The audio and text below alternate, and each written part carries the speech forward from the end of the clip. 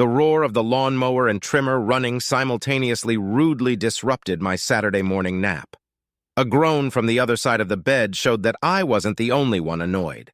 Darla sat up and swung her legs off the bed. She sort of stretched and yawned at the same time. "I'm sorry, Brian, I completely forgot. The boys wanted to get an early start on the yard work so everything would be ready for tonight."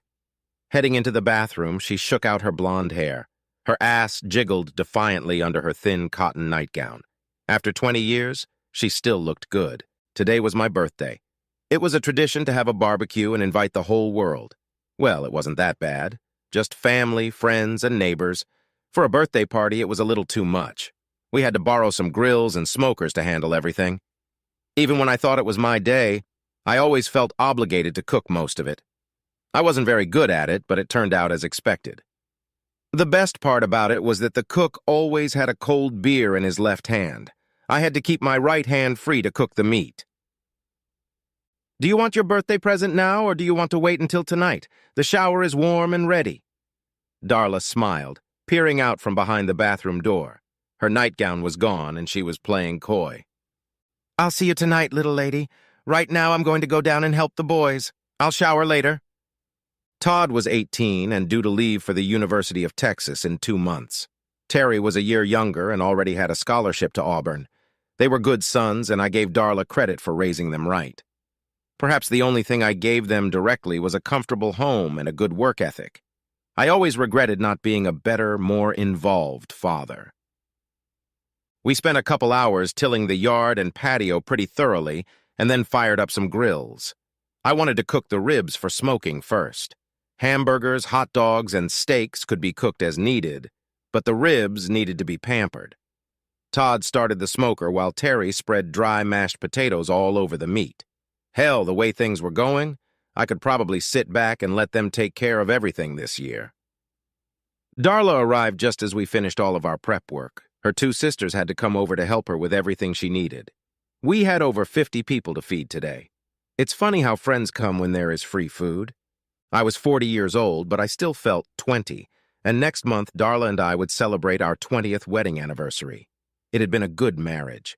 The sex wasn't as hot as it had been in previous years, but it was still great. It seemed to stop about a year ago, shortly after Darla started working. Fear of an empty nest pushed her out of the house. I was happy if she was happy. We didn't need money, but she needed companionship. The boys and I headed for the showers. I had a new shirt especially for such an occasion that my mom had brought over earlier in the week. It wasn't exactly my style, but I was obligated to wear it. I looked like a Hawaiian pimp. Darla wisely insisted I wear an apron. Sure enough, I had a nice apron that said, "Don't kiss the chef." It wasn't long before our guests began to arrive. Some brought platters of food, some brought gifts, and some brought drinks. The weather was beautiful, and the day promised to be lovely. Darla looked gorgeous and, as usual, was the perfect hostess. She would be 40 next year, but she had no problem passing for 30. She maintained her figure and looks. I looked forward to a few exotic weekends and vacations after the boys left. I watched her flitting between tables, making sure everything was perfect. The perfect wife and the perfect mother. What more could a man want? Finally, the excited crowd began to eat. Plates of food suddenly appeared and disappeared all over the courtyard. Most of the guests had brought their own garden furniture, which made it easier. Beer was in one trough and sodas in another. I knew the cake was safely in the kitchen, waiting for its hour of glory. I don't know where he came from, and I certainly didn't recognize him. He was tall and wearing a dark blue jacket. He stopped at the edge of the party pad, leaned over and said something to one of the neighbors. She pointed to Darla. He thanked her and walked in our direction. Darla noticed him approaching and seemed to feel a little awkward. I didn't say anything as he walked past me. "Darla Connors?" My wife nodded and said, "Yes." He handed her an envelope that he pulled from the inside pocket of his jacket. "Darla Connors, you have been served. That will be all." He turned and left as quietly as he had appeared. No, of course, by this time, everyone at the party was watching. Darla stood motionless. There was no emotion on her face.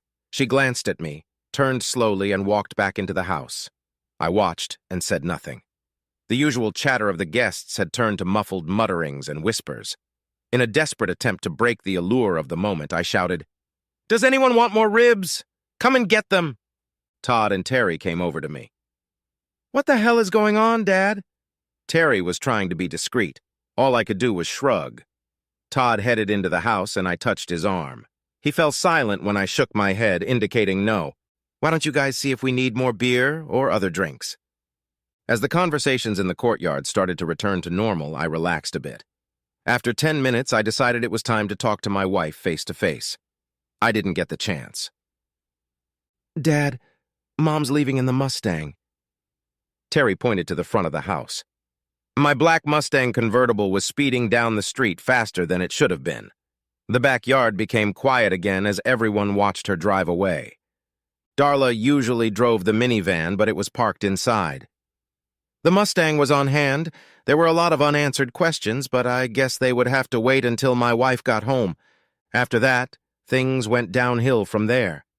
Darla's sister Peggy brought out the cake, and I made a feeble attempt to look happy.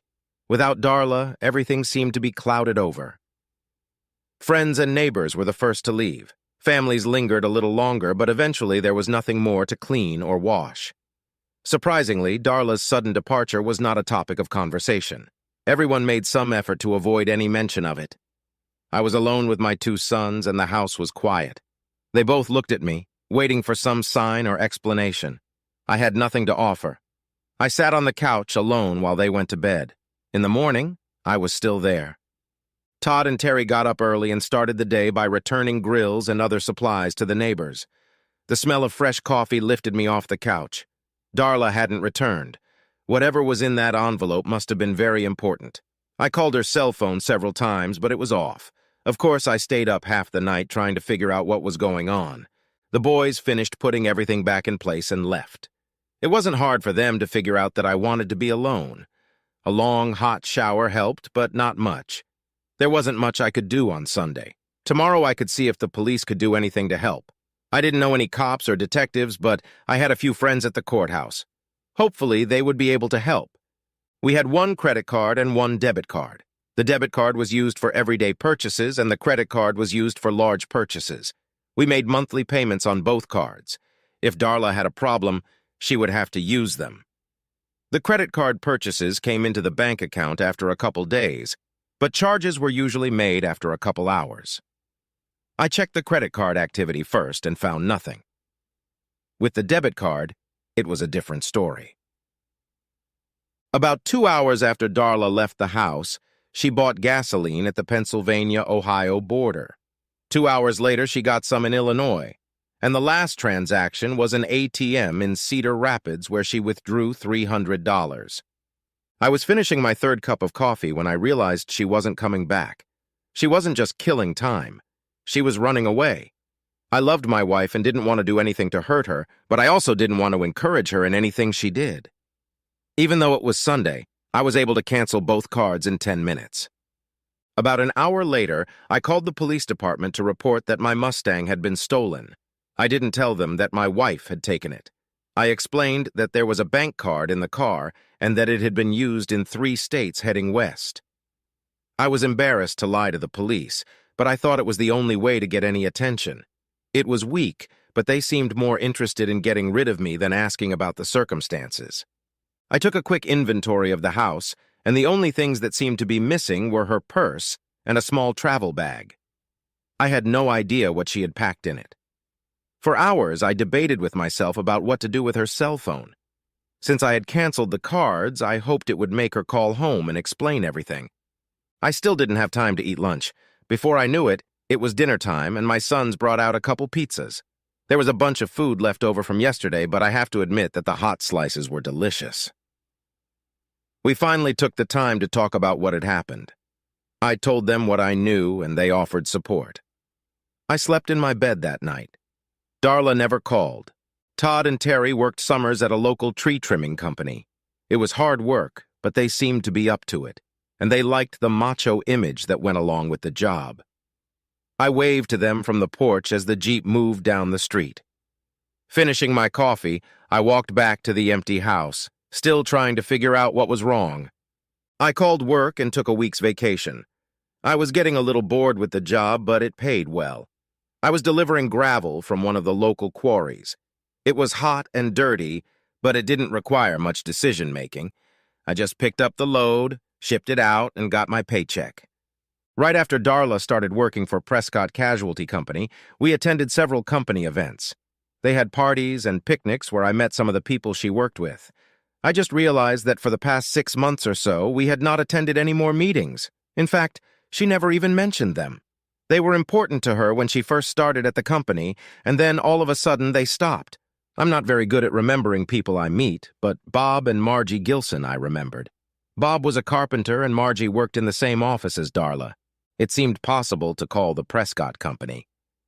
Margie, this is Brian Connor. Do you have a minute to talk? Hi, Brian. I'm really busy right now. I hope it's not something important. Darla didn't come into work today, did she? No, we didn't really expect her to. Oh, really? Why is that? There was a long pause on the other end of the line. It was obvious that Margie was uncomfortable talking to me. Brian, I don't think I want to discuss any of this with you. I think you should talk to your wife. I'd love to, but I have no idea where she is. Another long pause followed. Brian, I'm sorry, but I have a lot of work to do. I've got to go. Before I could say anything else, she hung up. Suddenly, I had a feeling that something was going on with the Prescott business that Darla didn't want me to know about. That explained why we no longer attended company events.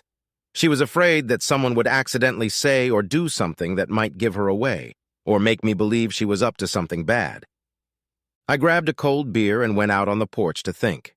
I had noticed a few things over the past few months, but hadn't given them much thought. Darla had started working overtime a few times a week. Not enough to wave red flags, but it had become a regular occurrence. She stopped talking about work when she was home, and we began to avoid socializing with anyone in the company. On the other hand, she didn't change her appearance or her clothes. She didn't buy any new clothes or fancy underwear. There were no suspicious phone calls or emails as far as I could recall. I trusted my wife, so there was no reason to think twice about what she was doing.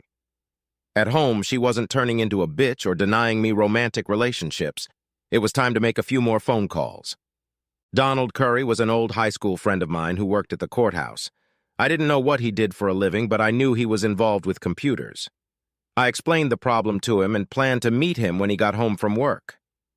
Before leaving the house, I called Ronwell Home Builders and learned that Bob Gilson was working on an apartment complex nearby. I planned to meet him right after lunch. I usually finish my Taco Bell burrito, but today I only ate half of it. I couldn't wait to talk to Bob. When I arrived, the construction workers were still on their lunch break. Bob smiled and walked over to the car. He seemed much friendlier than Margie. Brian, it's good to see you. I assume you want to talk about Darla. Bob, I talked to Margie this morning and she refused to tell me what's going on. You need to tell me man to man, no bullshit. I liked Bob because he was as blue-collar as I was, but I knew that if he tried to lead me around, I'd be pissed. Brian, I usually don't pay attention to Margie when she starts gossiping about work, but that's all I know. Darla has been dating a married guy at the office for almost 6 months now. They tried to keep it a secret, but it soon became known to everyone. Margie stopped talking to Darla when she found out, as did many of the other girls. We missed you because of company business, but we figured Darla kept you out on purpose. That's all. I'm sorry there's nothing more I can do for you. Do you know who this guy is? No, I wasn't paying close attention. I can find out for you. Don't worry about it, Bob. I'll take care of it. That pretty much summed up the situation for me. There was no misunderstanding. It was just a stupid husband who had no idea what was going on in his own home.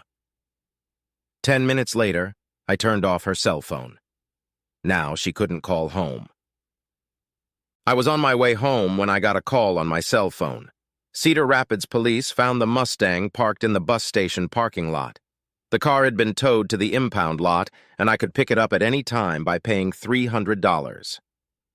I stopped by the police station and was given a printout of the report. The only conclusion I could draw was that Darla had left the car and taken the bus. I had no way of figuring out where she had gone, but I assumed west. I didn't even know if she knew anyone in the area. I went to the bank and closed all joint accounts and opened new ones in my name only. I changed the beneficiary on my insurance policies to boys. I got to court early and drank too much before Donald arrived. Brian, there was a divorce hearing today, and Darla was called to testify. Of course she didn't show up. Marcia Ridgway was divorcing her husband Kelsey on grounds of betrayal. Mrs. Ridgway wanted Darla to testify that she was the woman with whom her husband committed the act. So the divorce didn't go through without Darla's testimony. No, it went through as planned. It seems Mrs. Ridgway had photos, videos, and phone records that backed up her claim. She didn't really need Darla's confession. I think she was served just to embarrass her. It seems to have worked. What's Darla's status now? The best I can say is that no one cares anymore. She has nothing new to report, and it doesn't matter. Kelsey Ridgway more or less came clean after his wife's lawyer presented all the evidence. The judge immediately granted the divorce suit. A final decision will be made in 6 months. He is accused of embezzling child support. He had children. 3, all under the age of 10. He's going to be paying for that mistake for a long time. Donald and I talked for a while before he asked permission to go home to his family. I thanked him for his help and asked the bartender to bring coffee. I was about to get one of the red pickled eggs from the jar on the bar, but then I remembered the leftovers from the party. I drank a little more than I should have, but I still managed to make it home without killing myself or anyone else. It was a stupid thing to do under the circumstances. I wrapped 6 ribs in foil and stuck them in the oven while I showered. By the time I got back to the kitchen, all that was left of them was a pile of bones. Todd and Terry came home and immediately got to work on the pork. They jerked my leg around a bit and then pulled a second portion out of the oven. Todd was excited about the Mustang situation. After 20 minutes of discussion, I finally agreed to let both boys take the bus to Cedar Rapids and drive the car home. I gave them $600 to cover the expenses. Terry scribbled a note on the computer, giving them my permission to pick up the car and drive it home. He seemed to know what he was doing, so I kept quiet and signed it. The next morning, we all had breakfast, and I drove them to the bus station. I chuckled slightly as they boarded the bus. They had no idea what 2 days at Greyhound would be like. It was a great life lesson. I called the Cedar Rapids Police Department to have them wait for them. They promised there would be no problem. There was something else I had to take care of. It didn't take me long to find out where Kelsey Ridgway's office was located. When Margie saw me, she immediately reached for the phone. It was too late. I didn't even bother to introduce myself. I just started pounding on his head and shoulders. He made a few feeble attempts to defend himself, but ended up on the floor behind his desk. I kicked him in the balls a few times before the guards pulled me back. He was covered in blood, and I felt much better. Things went quickly after that. Before I realized what had happened, I was already at the police station, arraigned before a judge, and on my way to the county jail. There was no trial, just the judge and me. I got 60 days, but I didn't care. The first chance I got, I called the boys and brought them up to speed. I could have sworn I heard Terry laughing on the phone. The house might as well have been empty for days. Well, it wasn't exactly like it looks on TV. I mean, it wasn't a walk in the park, but I didn't feel like my life was on the line or that I could be raped at any moment. It was mostly a bunch of nasty farts who didn't know how to get along with others and a bunch of stupid kids. The kids and the farts didn't socialize much. A separate cell was out of the question. I ended up sharing a cell with a 300-pound gorilla named Jocko, who beat his wife when he caught her in bed with his brother. I didn't know what happened to the brother. Jocko and I got along just fine. I, of course, took the top bunk. There were more carbs in the dining room than I liked, and Jocko was more than willing to help me with what I didn't want. Aside from the fact that he farted more than any other man in the state, he was the perfect cellmate. 3 days later, Terry and Todd came to visit me. The car hauling trip went great, but they didn't want any bus trips in the near future. They had no information about Kelsey or their mother. They brought me 2 packs of cigarettes, even though I don't smoke. Todd said he thought they might be useful for trading. He's watched too many movies. Joko, however, was beyond thrilled when I gave them to him. He said he needed to smoke to lose weight. I had no problem leaving the boys home alone, and apparently no one else did.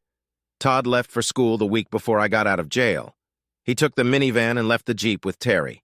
Terry and I celebrated my homecoming by going to Red Lobster. He was excited to start his last year of high school.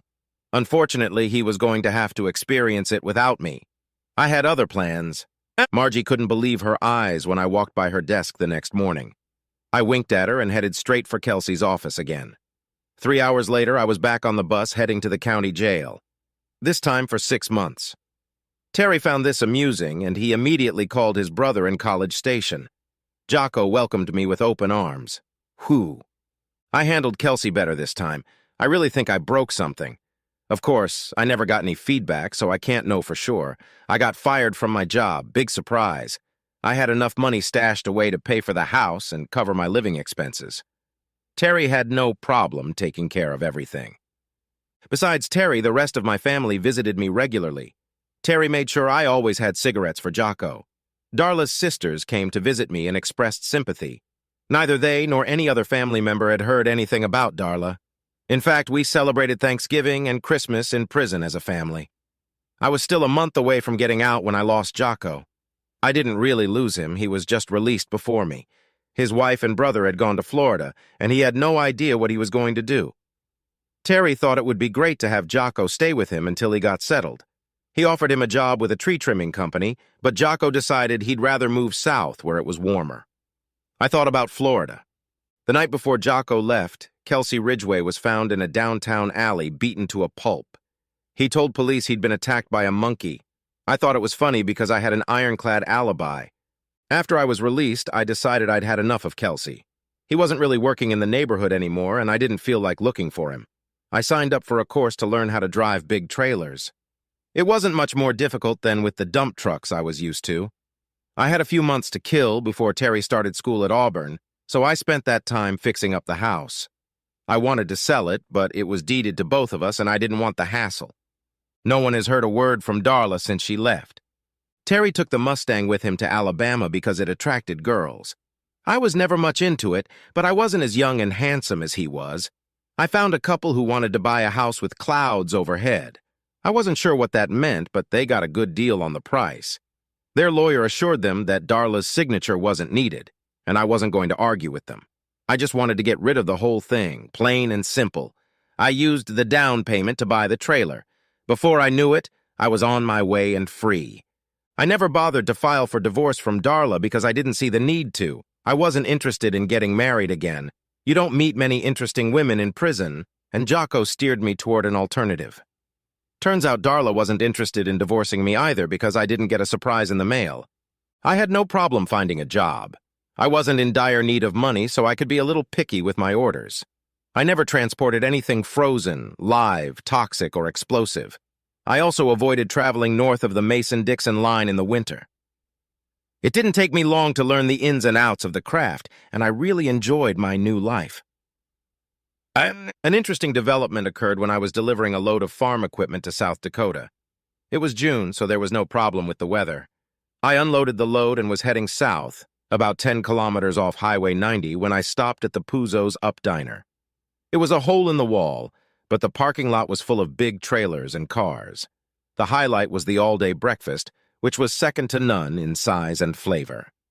Most of the diners were local, but there seemed to be a few truck drivers who came here on purpose. I simply asked the waitress to bring my favorite dish and coffee. 3 big-screen TVs were showing 3 different programs that no one was really watching. The TV closest to me was showing mostly political ads, and one of them caught my attention. John Hemingway was running for the U.S. House of Representatives.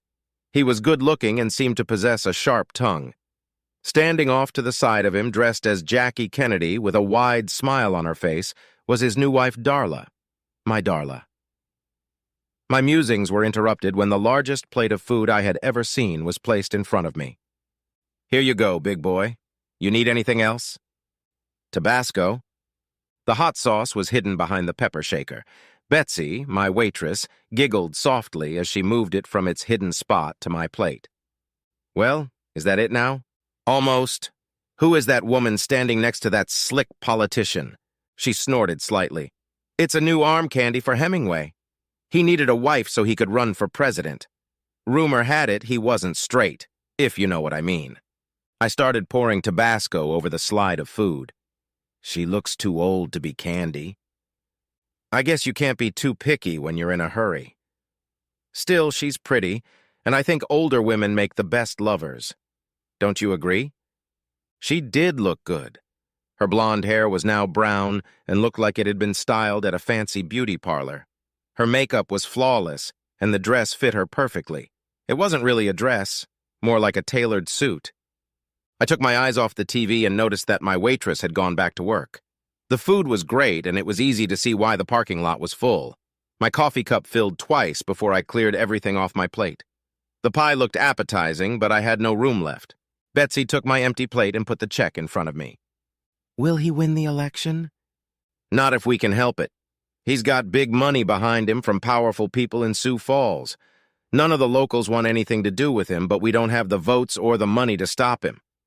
I chuckled, pulling out my money clip. You know something, don't you? Are you sure they got married? Yeah.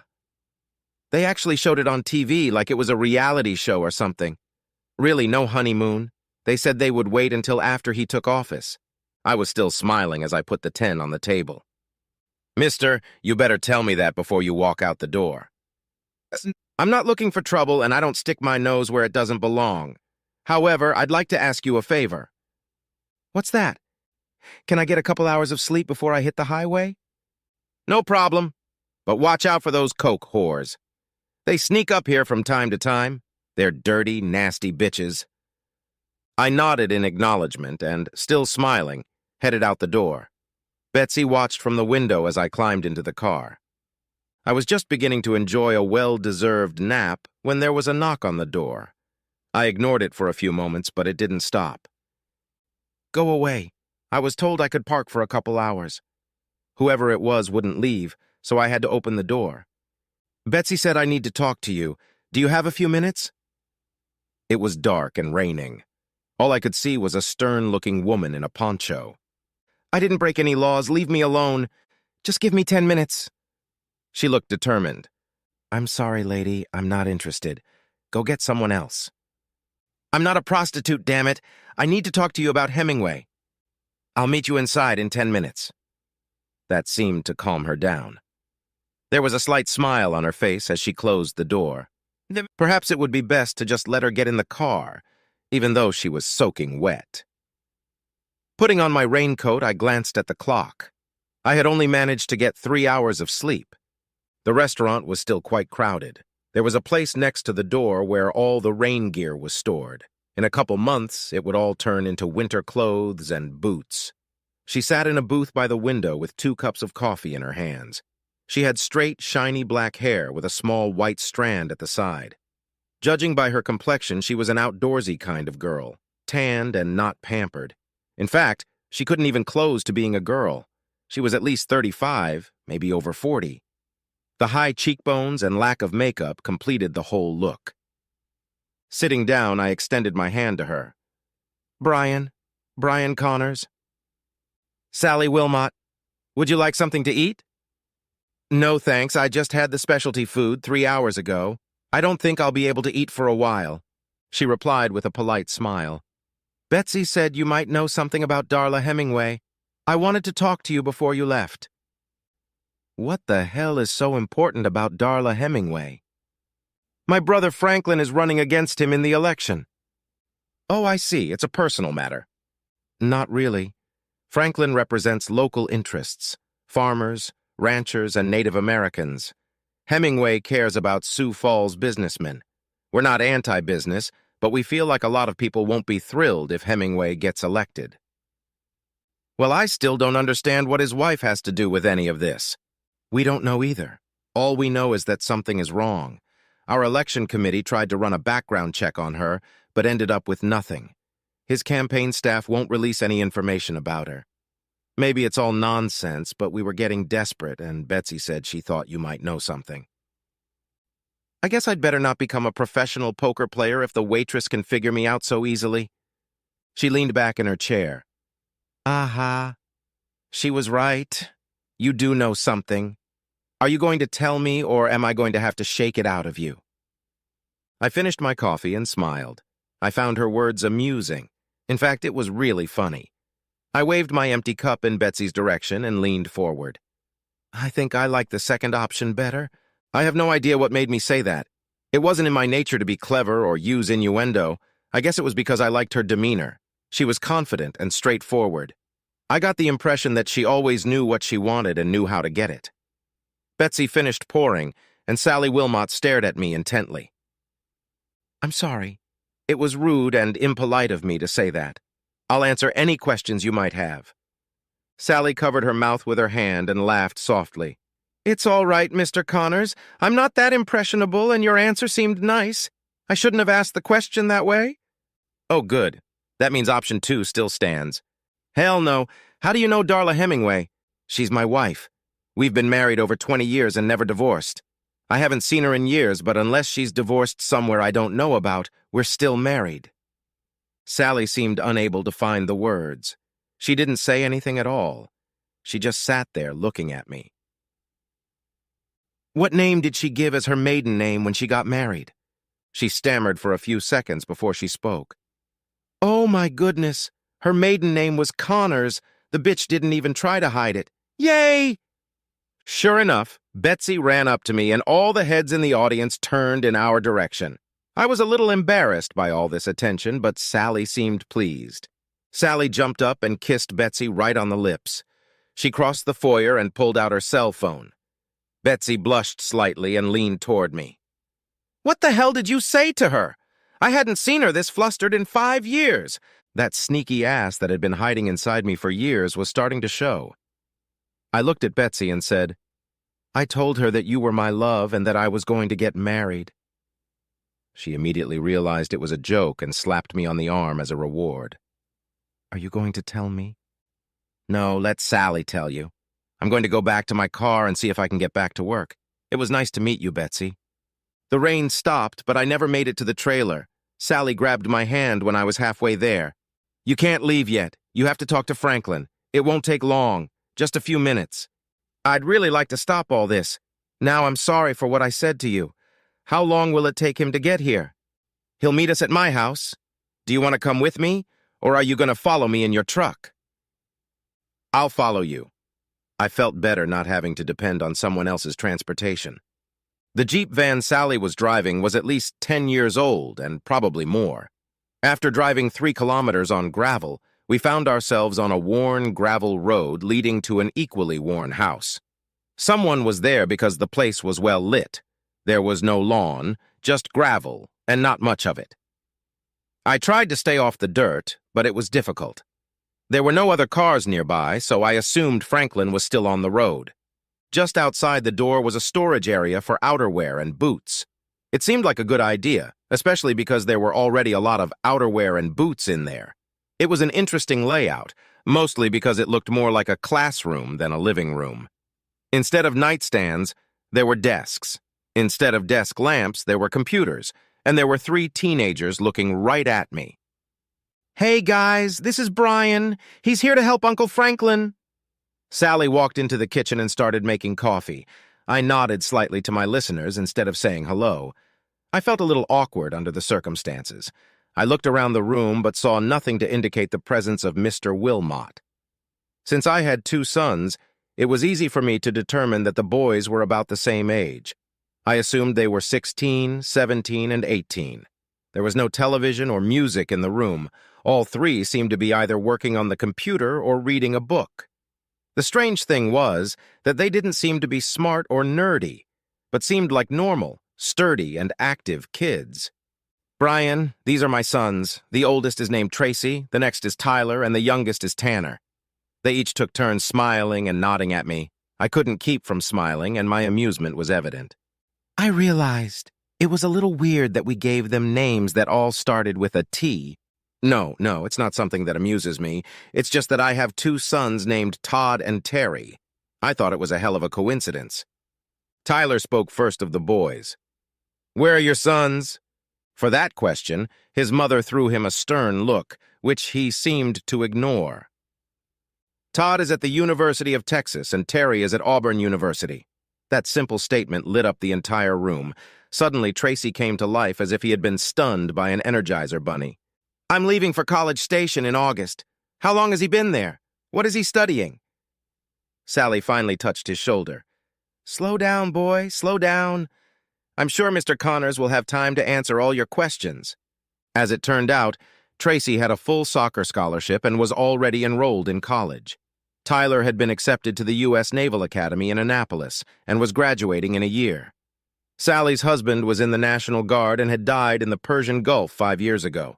She wouldn't go into details, and I didn't push. Tanner, the youngest of the boys, hadn't yet decided what he wanted to do, but his mother still made sure he was doing his books regularly. I had no idea what had delayed Franklin, but for the next hour I was busy talking to Sally's sons about everything in the world. Sally just stood back and watched me interact with them, just as I was interacting with my own. After spending time with Sally's children, I realized how much I missed my boys. Finally, Franklin Honeycutt arrived with 2 assistants. After introductions, Sally got the boys back to work while the adults gathered around the kitchen table. Apparently, they had some doubts about my claiming to be Darla's husband, and it wasn't important enough for me to get into an argument about it. As I got up to leave, I thanked Sally for the coffee and told the boys that it had been nice to meet them. Sally wanted no part of it. Damn it, Brian, sit down. The others at the table sat in silence. Sally took over the conversation like she was running for president. Brian, do you have a marriage license or something to prove you're married to Darla Hemingway? It only took me a few seconds to pull a wedding photo out of my wallet. She was older now and had different hair, but you could still recognize Darla in it. I looked at one of Franklin's assistants, who was sitting with a laptop in front of him. Go to the archives in Berks County, Pennsylvania. You should be able to log marriages from 1960 through 1990. Just type my name into the search engine. Brian William Connors. Sally brought me a cup of fresh coffee and smiled slightly. She seemed glad I hadn't left. Assistant number 1 turned the laptop screen toward Franklin. August 17th, 1979, right? Franklin seemed to cheer up a little. I nodded and sipped my fresh beer. I wish you luck in finding any evidence of the divorce. As far as I know, or anyone else knows, I am still married. Feel free to investigate this matter as long as you like. It doesn't matter to me. The conversation started to get a little redundant and boring. This time, no one stopped me when I stood up. Do you mind if I stop for a few minutes in your driveway before I leave? No, not at all. Sally walked me to the door. I looked back to say goodbye to Franklin and his cronies, but they were deeply absorbed in what the politicians were doing. Each of the boys gave me a slight wave or nod as I left. An hour later, I heard Franklin and his group leaving. I thought I was finally ready for bed when I heard the knock on the door again. Sally jumped into the cabin right in her flannel nightgown. She put her finger to her lips, showing me she didn't want me to talk. We were far enough away from the house that the boys couldn't hear anything, but I guess she just didn't want to talk. She spent at least an hour with me in the sleeping car. It was passionate and loving, but a little uncomfortable. The sleepers on the trailer are comfortable for sleeping, but not much more than that. I did the best I could under the circumstances. She left as quietly as she had come. Not a word was spoken. The sun had already risen when there was another knock at the door. It was Tanner calling me to come into the house for breakfast. Fortunately, boys and men like the same food, and Sally knew how to make it. I spent another hour chatting with the boys and felt quite comfortable. So much so that I asked Sally for permission to take a warm shower before leaving. An hour later, I was finally on my way, but not for long. The local sheriff pulled me over before I got on the highway. Apparently, Mr. Honeycutt needed to talk to me some more. I followed the police car back to the belly where Franklin was waiting for me. He was having breakfast and invited me to join him. Betsy brought me coffee and took the opportunity to wink at me. She and Sally must have been closer friends than I thought. It seemed Franklin's legal advisors wanted me to stay. I used the old corny phrase, time is money, to talk him out of it, but he just laughed and continued eating. It would have been very easy to agree to everything and then just run away, but I figured I might want to stay a few more days, especially after last night. The politician paid for the motel room and meals, but that was the best he could do. It was a good opportunity for me to wash my clothes and also pay my bank bills. Wi-Fi is great. I sent the guys a couple emails and paid all the bills. I was just taking the second load out of the dryer when Sally walked in. I don't think I've ever seen a woman who looked better in jeans. She had 3 children and still had a perfect figure. Her blue Oxford shirt was untucked but cinched with a silver belt. Her skin glistened, but not from sweat, but from a natural glow. She was one hell of an attractive woman. "What the hell are you doing, Brian?" I shrugged innocently. "Folding laundry. You were supposed to be gone by now. Remember when you said you were leaving this morning? Things have changed. Your brother asked me to stay a few more days.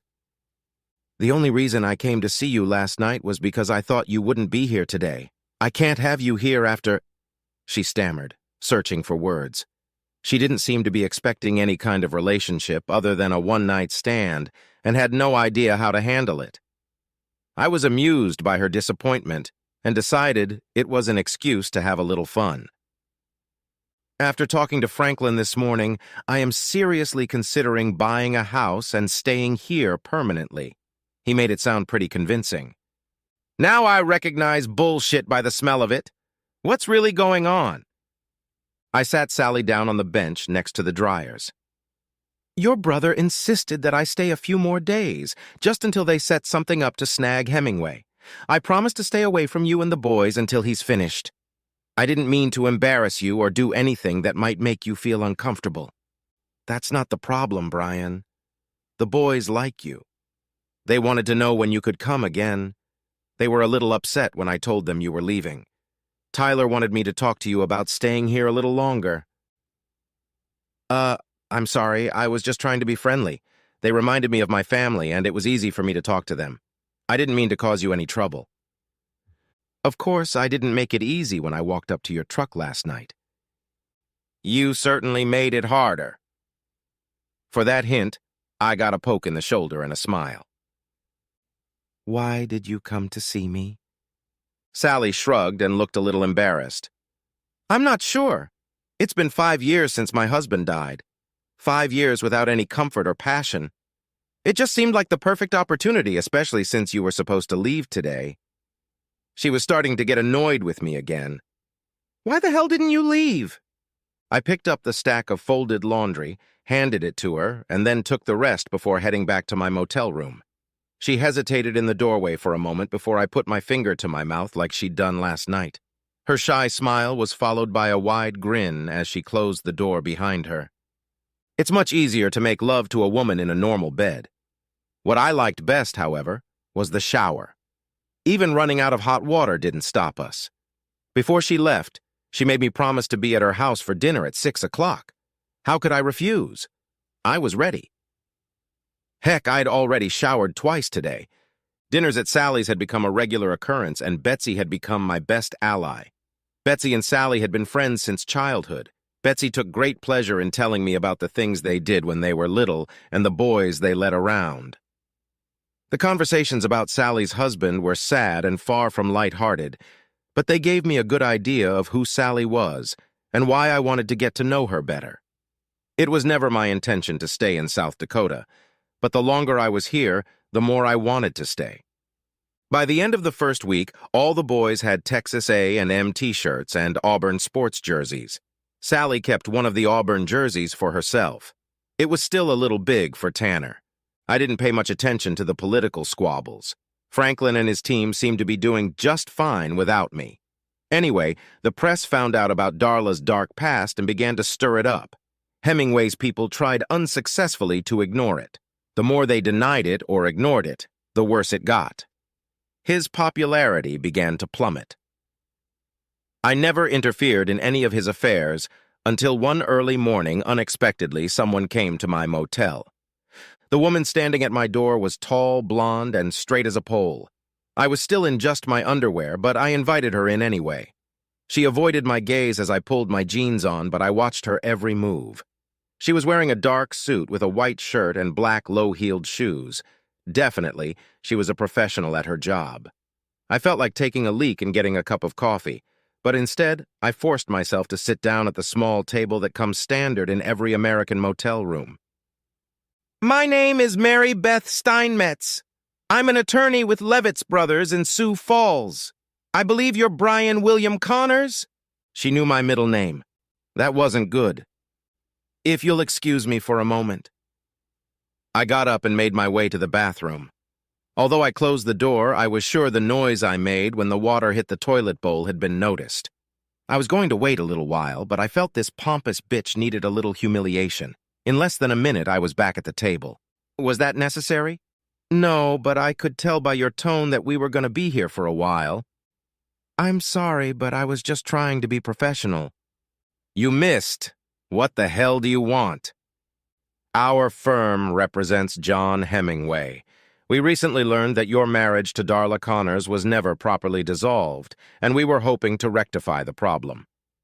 How? There are laws in the state that allow marriages to be dissolved quickly under certain circumstances.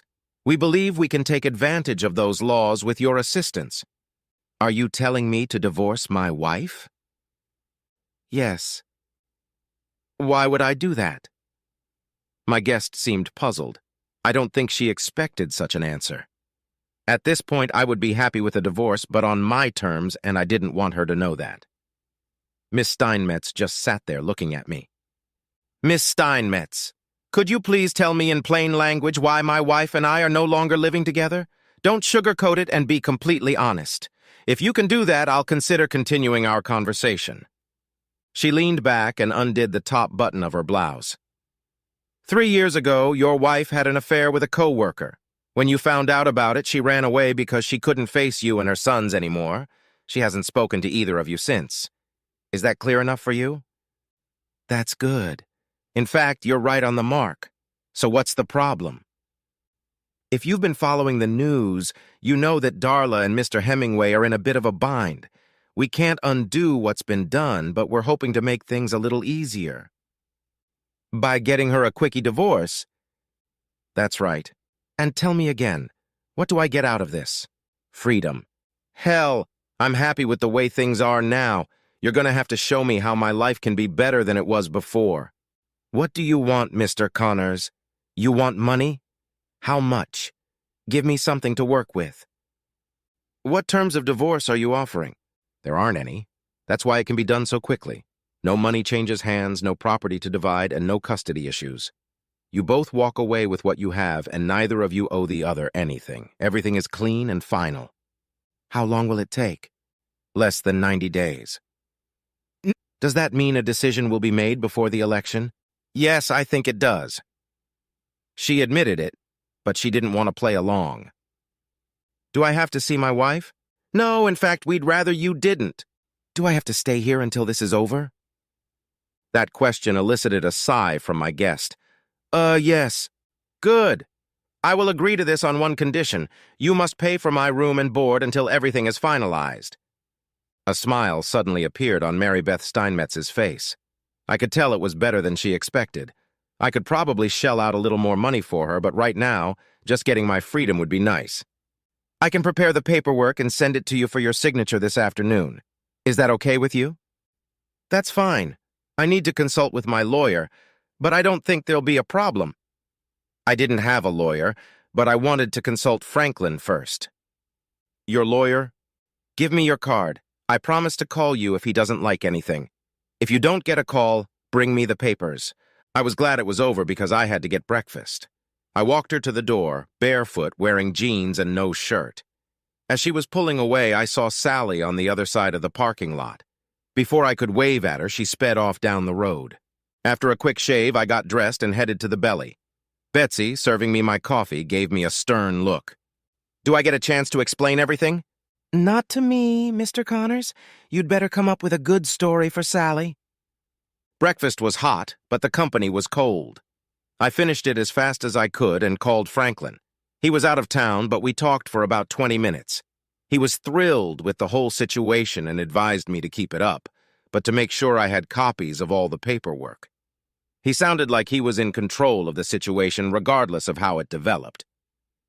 I asked him to call Sally on my behalf. He was still laughing when he hung up. There was a large power wash next to Interstate 90. I spent at least an hour steaming and vacuuming the car and then hand-waxed it. That took another hour to do. It would have been easier to just pay and have it done, but I needed therapy. Before returning, I grabbed a bite to eat at Cracker Barrel. I managed to avoid Betsy's wrath. This time, she parked right outside my room door. Sally got out of the Jeep when I pulled up and looked a little embarrassed. It was easy to tell from the look on her face that Franklin had called her. She spent the next 2 hours apologizing to me. Sometimes guilt is useful. When she left, Miss Steinmetz returned with papers for me to sign. For some reason, she also made me accept a check for $10,000. Hemingway's campaign continued to go under, but my divorce petition made it through the legal system. Tracy was now living in College Station and had a girlfriend who was looking out for him. I was officially divorced just before the election. Franklin won and promised to repay me for my help. I didn't feel I had done anything wrong, but I told him I would refuse to do it even if he gave me his sister. For that, Sally gave me another slap on the arm. Things weren't going well for Darla. After the election, someone decided to accuse her of bigamy anyway. Before they could do anything about it, she just disappeared. She was good at it. I never got to see her or talk to her. I sold the truck and bought a house with a small gravel pit near Huron. Sally and I were married at Christmas, and all my 5 sons were there. Betsy moved to Double Wide and promised to take good care of him. The ultrasound showed we are having a girl. Does anyone know any good girl names that start with the letter T,